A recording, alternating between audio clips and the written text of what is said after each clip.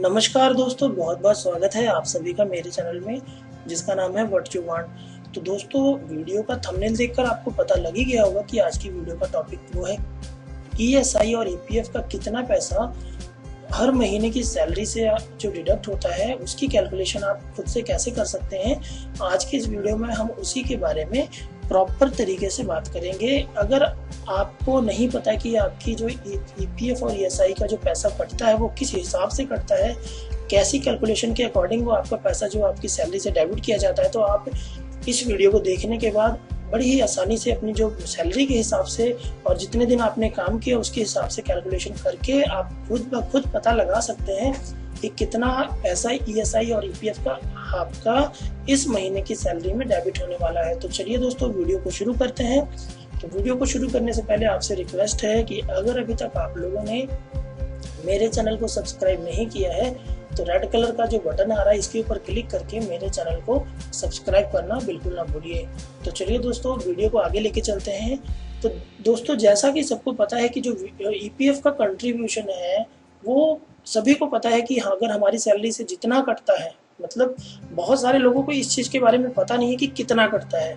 बस वो उनके माइंड में एक चीज़ की थिंकिंग ये है कि जितना कटता है उतना हमारी कंपनी का मालिक या कंपनी की तरफ से जमा किया जाता है। लेकिन अगर बात की जाए प्रॉपर कैलकुलेशन की कितने परसेंट कटता है तो वो किसी को नहीं पता होता है। बहुत सारे लोग ऐसे हैं हमारे इंडिया में जिनको इस बारे में बिल्कुल ही नॉलेज नहीं है कि ईपीएफ और ईएसआई का कितना पैसा जो है आपकी सैलरी का किस तरीके से काटा जाता है। तो आज की वीडियो में आपको उसी के बारे में समझाऊंगा।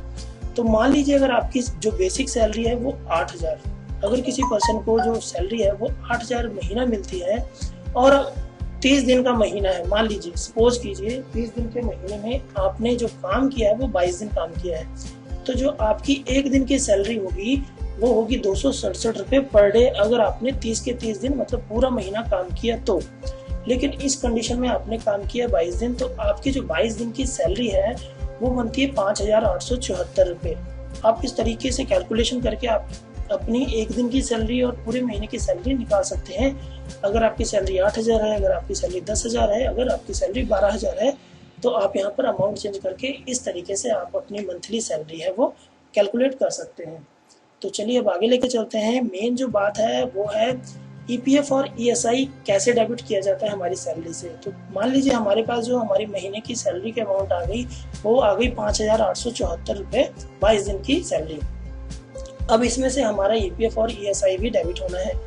तो यहाँ पर देखिए जो आपकी ग्रॉस सैलरी है वो 5,874 रुपये 22 दिन का, इसमें से जो आपका 12% है वो ईएसआई का डेबिट होगा। जो आपकी सैलरी है जो 5,874 का आप 12% के हिसाब से कैलकुलेशन करेंगे तो अमाउंट आएगी 705 रुपया। और रही बात ईएसआई की, तो ईएसआई की कंट्रीब्यूशन जो है वो हमारी सैलरी से डेबिट होता है 1.75% आपकी ग्रॉस सैलरी के ऊपर। तो आप अगर 5,874 पे 1.75% से कैलकुलेशन करेंगे तो अमाउंट आएगी 103 रुपये।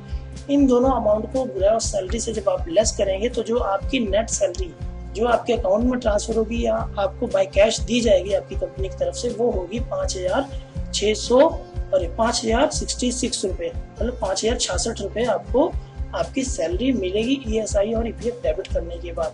तो दोस्तों, उम्मीद करता हूँ आपको ये कैलकुलेशन समझ में आई होगी कि आपकी जो ग्रॉस सैलरी का 12% आपका ईपीएफ और जो ईएसआई है 1.75% लेस किया जाता है। तो यहाँ पर देखिए टोटल ईपीएफ और ईएसआई मिलाकर अगर डिडक्शन की बात की जाए तो 808 रुपया आपकी सैलरी से डेबिट किया गया है।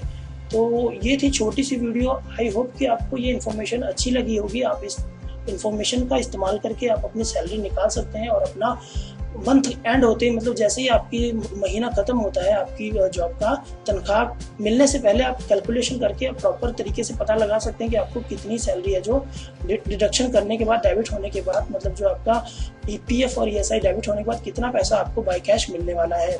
तो थैंक्स फॉर वॉचिंग। वीडियो अच्छी लगी हो तो ज़्यादा से ज़्यादा शेयर कीजिए, लाइक कीजिए। Bye bye.